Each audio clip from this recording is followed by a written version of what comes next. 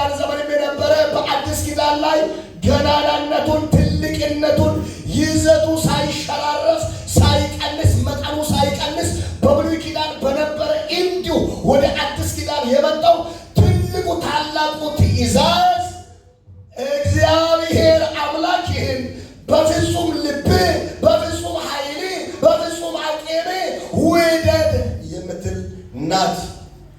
ከታላቁ ትእዛዛት አንዱ እግዚአብሔርን እንደ ራስ አድርጎ መውደድ ነው። ከታላቁ ትእዛዝ ሁለተኛው ባልንጀራን እንደ ነፍስ አድርገው ውደድ የሚል ነው። የማቴዎስ ወንጌል 22 ቁጥር 39 ላይ ሁለተኛይቱም ይላል ኢየሱስ ሁለተኛይቱም ትእዛዝ ይላል ይህችን ትመስላለች፣ እርሷም ባልንጀራን እንደ ነፍስ ውደድ የምትለው ናት ይላል። ይሄ በአዲስ ኪዳን እንደውም በጭራሽ የሕግ ፍጻሜ ተብሎ ሕግን የጠቀለለ ከባድ ትእዛዝ ማለት ነው። ብሉይ ኪዳን ላይ በጣም ብዙ ትእዛዛት እንዳሉ ሁላችሁም ተምራችኋል። እነዛ ትእዛዛትን ሁሉ የሚጠቀልለው ቃል በአዲስ ኪዳን ላይ የሕግ ፍጻሜ የሚለው ፍቅርን ነው። ይህንን ባልንጀራን እንደ ነፍስ አድርገው ውደድ።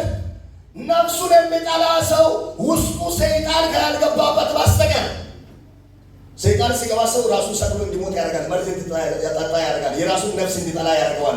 ሰይጣን ከገባበት ማለት ነው። እሱ ነፍሰ ገዳይ ስለሆነ ከዚያ ውጪ የትኛውም ሰው ነፍሱን የሚጠላ የለም።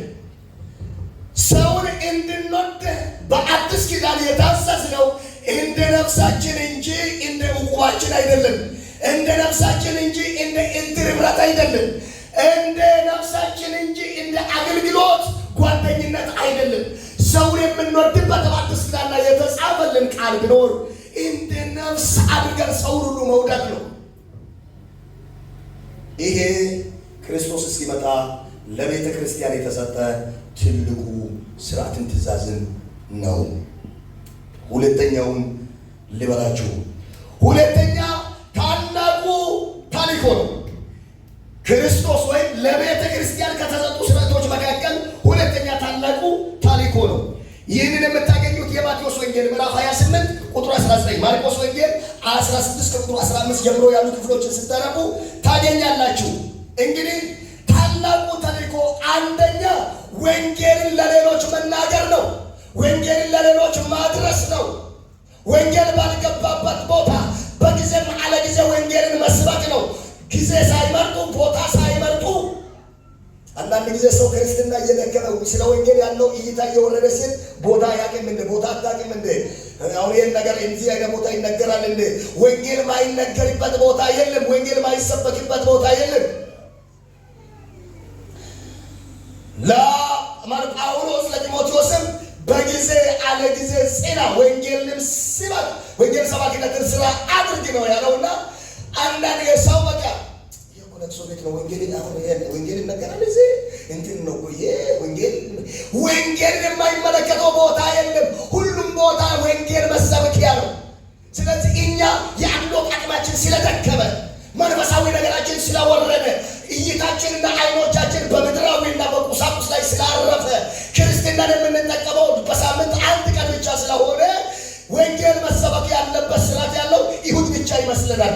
በየትኛውም አጋጣሚ በየትኛውም ቦታ ወንጌል መሰበክ አለበት። ታላቁ ተልእኮ መካከል የመጀመሪያውና አንደኛው ወንጌልን ላልደረሳቸው ሰዎች ማድረስ ነው። ሁለተኛው ከታላቁ ተልእኮ ሁለተኛው የዳኑትን ወንጌል ሰምቶ የመጡ ሰዎችን ወይም አማኞችን የጌታ የኢየሱስ ክርስቶስ ደቀ መዛሙርት ማድረግ ነው። ታላቁ ተልእኮ ሁለት ስራ ነው ያለው። ወንጌልን ማድረስ፣ ሰምቶ የመጡትን ደቀ መዛሙርት ማድረግ። ደቀ መዛሙርት ማድረግ ሁለት ስራ ነው ያለው ታላቁ ተልእኮ ማለት ነው። ታላቁ ትእዛዝም ሁለት ነው ያለው፣ እግዚአብሔርን መውደድና ሰውን መውደድ ነው። ታላቁ ተልእኮ ሁለት ጉዳይ ነው ያለው። ምንና ምን? ወንጌልን ላልደረሳቸው ማድረስና ወንጌል ሰምቶ የመጡ ሰዎችን በማስተማር ቁጭ አድርጎ በማስተማር የሰዎች ደቀ መዛሙርት ሳይሆኑ የጌታ የኢየሱስ ክርስቶስ ደቀ መዛሙርት ማድረግ ነው። ሶስተኛ ሐሳብ ቅዱስ ምስጢራት ናቸው። ቅዱስ ምስጢራት አንዱ የውሃ ጥምቀት ነው። ሁለተኛ የጌታ እራት ነው። ቅዱስ ምስጢራት ተብሎ የሚታወቁት የውሃ ጥምቀት፣ የጌታ እራት። የማርቆስ ወንጌል 16:16 ያመነው የተጠመቀው ይድናል፣ ያላመነ ግን ይፈረድበታል ይላል። ስለ ጥምቀት አይደለም ዛሬ የሚያወራው፣ ስለ ጌታ እራት ነው። ሁለተኛ የጌታ እራት። የጌታ እራት ሁለት ነገር የያዘ ነው። የጌታ እራት ሁለት ነገር የያዘ ነው። አንደኛ ህብስት፣ ሁለተኛ ጽዋ። ሁለቱም በአንድ ላይ የጌታ እራት። የተለያዩ መጠሪያዎች አሉት። ቅዱስ ቁርባን ይባላል፣ የጌታ እራት ይባላል፣ እንጀራ መቁረስ ይባላል።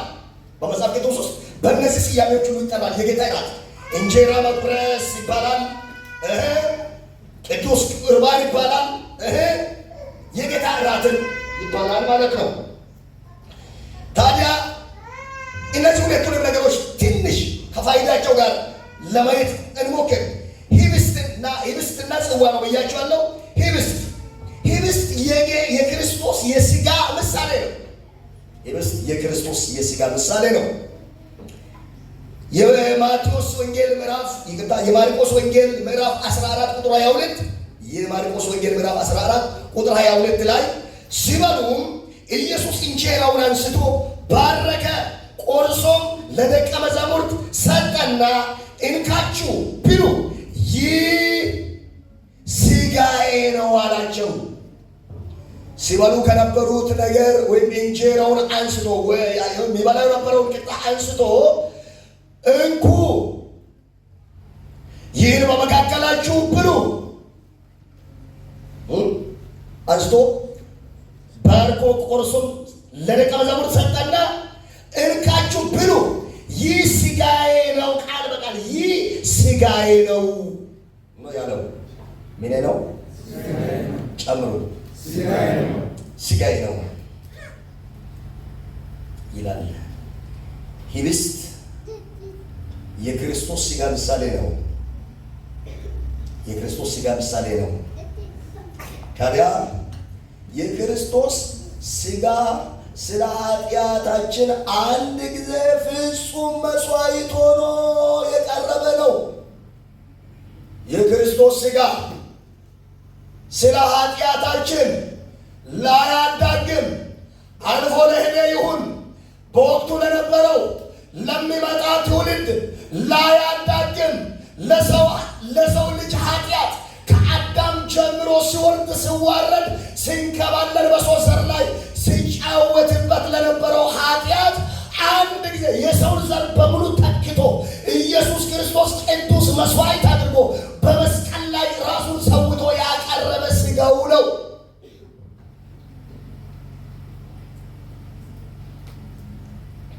ዕብራውያን 10:10 ላይ ታገኛላችሁ። ሁለተኛ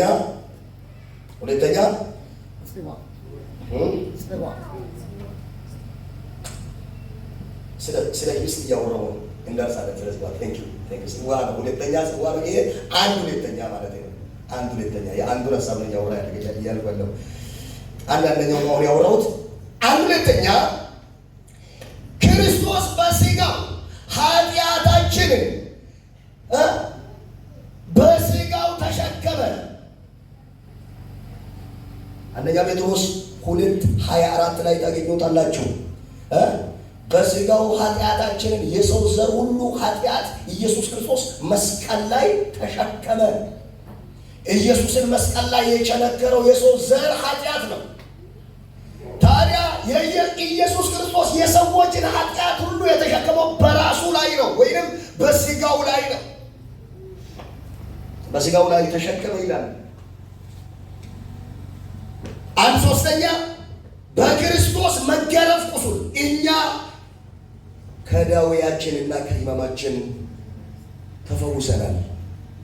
ኢሳይያስ 53:5 ላይ በመገረፉ ቁስል ተፈውሳችኋል ይላል ኢሳይያስ ገና ሊመጣ ያለውን በመንፈስ እያየ ኢየሱስ ክርስቶስ የሚቀበለውን በስጋው የሚቀበለውን መከራ እየተመለከተ በሩቅ እያየ አውራ። ምንድነው ያለው?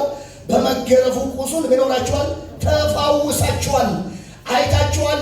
ኢየሱስ ክርስቶስ በስጋው በዚያ ሁሉ ጅራፍ ጎበዝ ተነስቶ ጀግና ተነስቶ አለ የሚባል ጡንቻ ያለው ተመርጦ ተነስቶ ልብሱን ተገልቦ ልብሱን አውልቀውት እጅ እግሩ ታስሮ ጉልበት ያለው ሁሉ ተነስቶ በሚቆርጥ በሚወጋ ጅራፍ ሲገረፍ ሰውነቱ ሲንጠለጠል ደም እንደ ጎርፍ ሲጎርፍ አይታችኋል።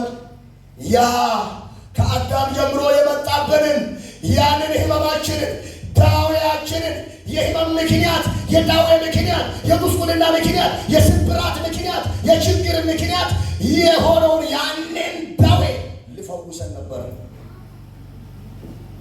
ዛሬ የምንወስደው ህብስት ያንን የምናስብበት ነው። ያንን የምናስብበት ነው። አንድ አራተኛ እያንገላቱት የእሾህ አክሊል አናቱ ላይ ጎንጉነው በራሱ ላይ አኖሩት። እሾሁ በጣም ትልልቅ ነው። ትልልቅ የእሾህ አክሊል ሸፌስ ጣጠቃ መናያም ሆሮሬ ቸነከረው ዙሬ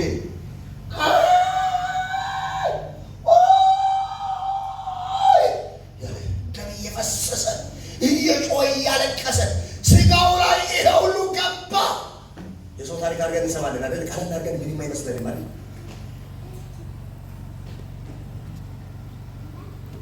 የጌታ እራት አለ ሲባል ያንን ህመሙን የምናስብበት ነው ማለት ነው። በጣም የሚያዝንበት ቀን ነገር አለ።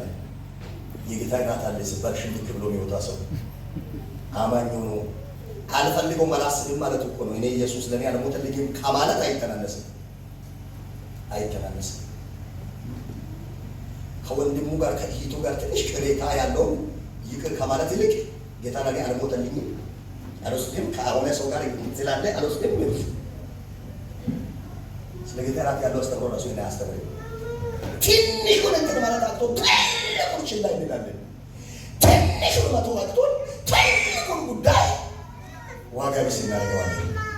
ያ እሾህ ሰውነቱ ውስጥ እየገባ እየሰቀጠጠው ደም እየፈሰሰ አይታችኋል። ስጋ ውስጥ እየገባው ብሎ እየጮኸ ያንን የከፈለውን ዋጋ የምናስብበት ነው። ህብስት ያንን የምናስብበት ነው። አምስተኛ ክርስቶስ በስጋ ራቁቱን ተሰቀለ። ከ6 ሰዓት እስከ 9 ሰዓት በመስቀል ላይ ዋለ። ምድርም ጨለመች።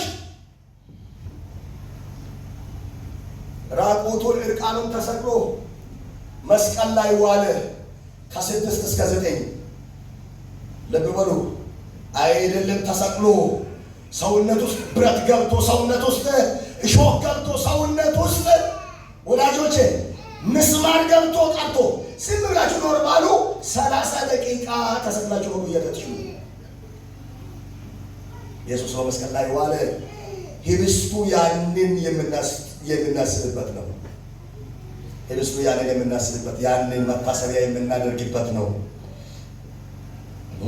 የማርቆስ ወንጌል 15:20 ላይ ታገኛላችሁ። አሁን ያልኩት ይነሳ 16 ማለት ይቅርታ 1/6 የክርስቶስ ስጋ ለ3 ቀን በምድር ውስጥ አደረ። አምላክ ነው ስጋ ሆኖ የመጣው ስጋ ለብሶ የመጣው አምላክ ነው።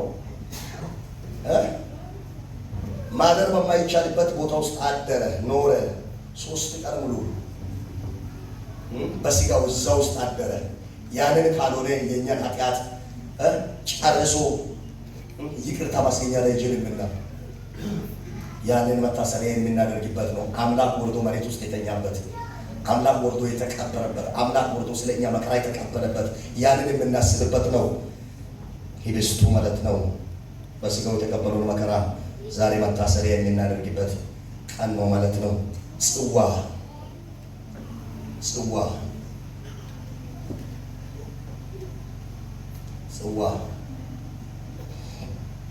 ሁለተኛ ጽዋ ነው።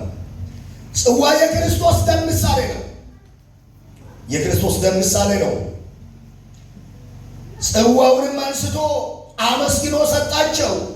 ሁላችሁ ከእርሱ ጠጡ፣ ስለ ብዙዎች ለኃጢአት ይቅርታ የሚፈስ የአዲስ ኪዳን ደሜ ይህ ነው አላቸው።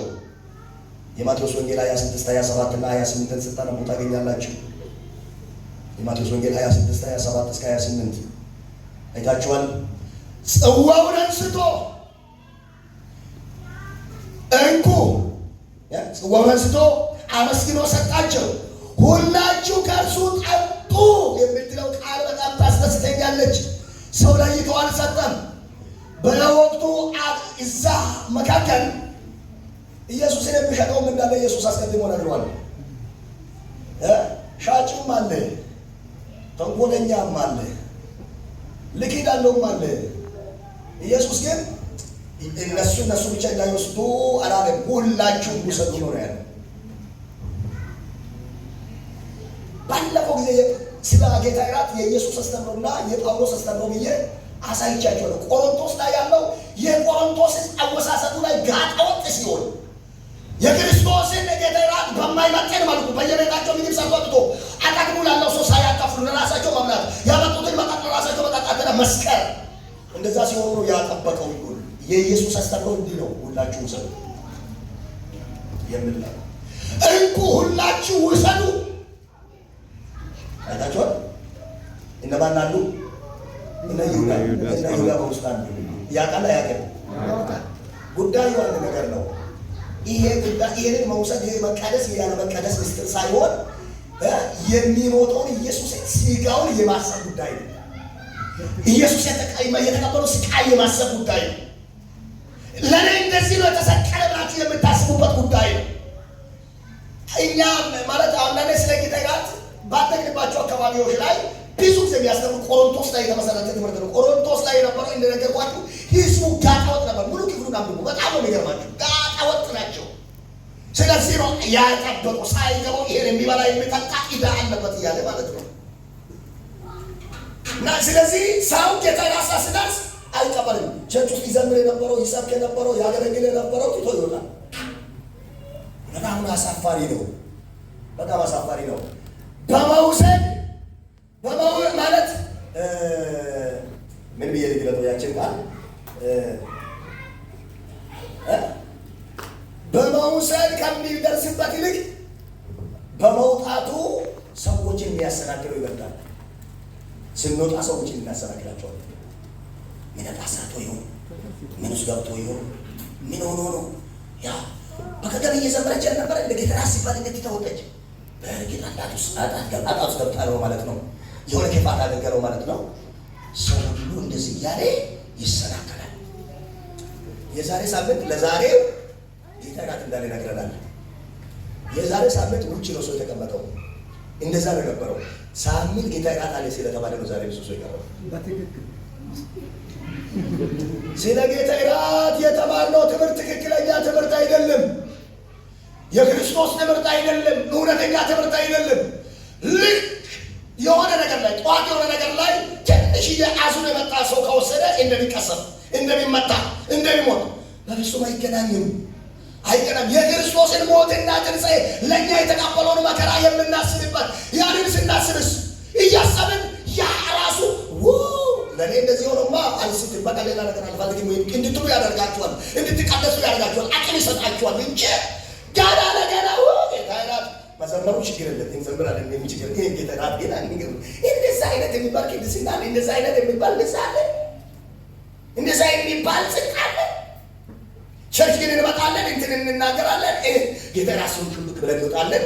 እንዲህ አይነት ምን አይነት ክርስትና፣ ምን አይነት ወንጌል፣ ምን አይነት ወንጌል ብትሰሙት ተመልከቱ። ኢየሱስ ክርስቶስ እንዲህ አለ፣ ጽዋውን አንስቶ አመስግኖ ሰጣቸው ወይልና ክብሩን አምጡ። ወደ መጽሐፍ ቅዱስ ነው እያነበብኩ ያለው። ምንድን ነው? ሁላችሁ ከእርሱ ጠጡ። ኢየሱስን ያመነ የተጠመቀ ሰው ሁሉ ከዚህ መጠጣት አለበት። አይ በጣም በኔ ውስጥ የሚነቅፈው ነገር አለ ካልክ ይሄ አዲስ ኪዳን ነው። አከይሰልኝ ነበር። አሁን ጌታ መስጠት ሳንጀምር በልብ ይተው በቃ ጌታውን ትቻለሁ። ከዛሬ ጀምሮ ቤተራት ውስጥ አለው። ከዛሬ በኋላ እኔና አንተ የምናውቀውን ያችን ነገር ትቻለሁ። አሁን አሁን ይሳለው አሁን ታረቅ አሁን ተው። እኔ ውስጥ እንዲህ ቤተራትማ አንተ የምትለው ነገር አውቶ መተው ይቻላል። ጌታ ደግሞ የልብ ነው። አሁኑ ይቀበላል። ንስሐ ደግሞ አሁኑ ያንሳል። ትቶ ማውጣት ክርስቶስ ለአንተ የከፈለውን ዋጋ ማሳነስ እንጂ መናቅ እንጂ እሱን ማክበር አይደለም። እሱን ማክበር አይደለም። በፍጹም እሱን ማክበር አይሆንም። የልብ ጌታ አይደል? የአዲስ ጌታ የዳን ጌታ በመካከላችን በመንፈስ ቅዱስ አማካኝነት አለ አይደል? በቃ አሁን በልባችን በውስጣችን በቃ ትቻለሁ ካልን አይተውልንም። መውጣቱ መፍትሄ አይሆንም። ሁላችሁ ጠጡ አለ። እነማን አሉበት? አይሁዳ አለያቸው። ሁላችሁ ጠጡ ነው ያለው። ምክንያቱ ምንድን ነው? የኢየሱስ ክርስቶስ ሞትና ትንሣኤ የከፈለውን ዋጋ ማሰቢያ ነው።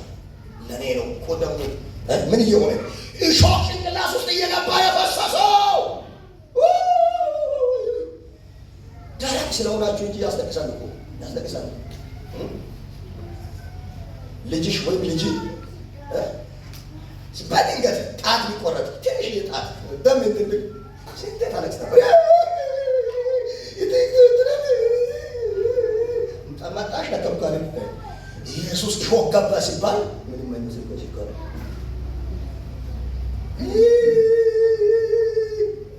እጎል ጡፍ ከባል ይወሩ ይሞክ ሁሉ ብሎ እንዳይዘ ኢየሱስ ጌታ ነው። አሜን አሜን ሃሌሉያ። በደንብ አሜን በሉ እስቲ አሜን። ሁለት አንደኛ የኢየሱስ የቃል ኪዳን ምልክት የሆነ የክርስቶስ ደም ነው። የአዲስ ኪዳን ቃል ኪዳን ምልክት ነው። ደም የፈሰሰው ደግሞ የቃል ኪዳን አዲስ ኪዳን የብሉይ ኪዳን ኪዳን ነበር። አዲስ ኪዳን ቃል ኪዳኑ የተቀየረው በምንድን ነው? በደሙ ነው። አሁን አዲስ ኪዳን ነው ብለን የምንፈነጭበት ኪዳኑ የተቀየረበት ምስጢር ነው የኢየሱስ ደም። ዛሬ የምንወስደው ያንን ማሰቢያ ነው፣ መታሰቢያ። ዋው ኢየሱስ ጌታ ነው። ሉቃስ 22:20 ላይ ታገኛላችሁ። ሁለተኛ በመስቀል ላይ ጎኑን በጦር ሲወጋ የመጨረሻ ደምና ውሃ ወጣ።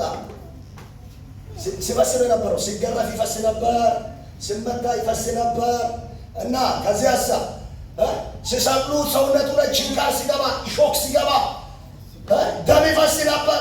የመጨረሻው መስቀል ላይ ተንጠልጥሎ ባለበት ጎኑ በጦር ሲወጋ ውሃና ደም ፈሰሰ።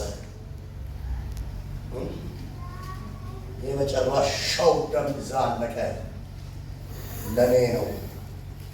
እጅን ከፍ አድርግና ለኔ ነው ወልስቴ ለኔ ነው። እሱ ምን አረገ? አምላክ ነበር። እንደ አምላክ የሚመለክ አምላክ ሆኖ የሚኖር በክብር የሚኖር ያ ኃያል አምላክ ለኔ ነው። ለኔ ነው። ለኔ ነው። የዛሬ 2000 ዓመት ለኔ ነው። ያንን የሆነው ለኔ ነው። የተወጋው ለኔ ነው። የሚያስወጋ ወንጀል የለበትም፣ ኃጢአት የለበትም። ለኔ ነው። ለአንቺ ነው። ለአንተ ነው።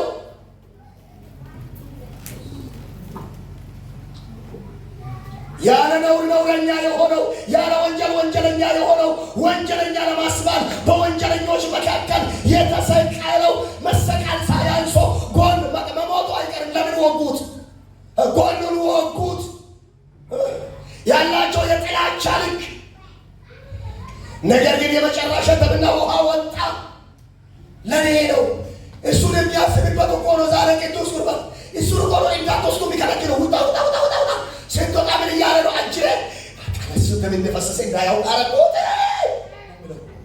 ይደንሳል። ወይ አንደን ሲያስወጣ ትቶ ሲተጣ ወይ ከነሰ ተከትለው ትልቅ ታይ ትቶ ይወጣ አረቁት። ትልቅ ምስጢር እንዳያረግ አረቁት ይቻፍርባል። ለአንተ ደግሞ ቅድስና መጠበቅ ይመስላል። ዛሬ ከሆነ ሰው ጋር ቀረ የተሰኘው ይደስራ ነስ ቅሬታውን መተው ነው ትቶ መውጣቱ ነው። የትኛው ነው የሚቀለው? ትመልሳላችሁ አትመልሱ? ቅሬታውን መተው ነው ትቶ መውጣቱ ነው የሚሻለው? ራስን ጠይቅ። ምን አይነት አመፀኛ ሰው እንደሆንክ ራስህን አስብ። ምን አይነት ጨካኝ እንደሆንክ፣ ምን አይነት ለዚያ ዋጋ እንደምትከፍል እስኪ አስብ። ከአንድ ወገን ጋር ከመታረቅ ይልቅ የኢየሱስን ደም አፋፍተህ ትሞታለህ። ምን አይነት ጨካኞች እንደሆነ፣ ምን አይነት ለጌታ ማይረታ ለምድር ብቻ የምንኖር ክርስትና ለስም የሆነብን ሰዎች ነን እኮ።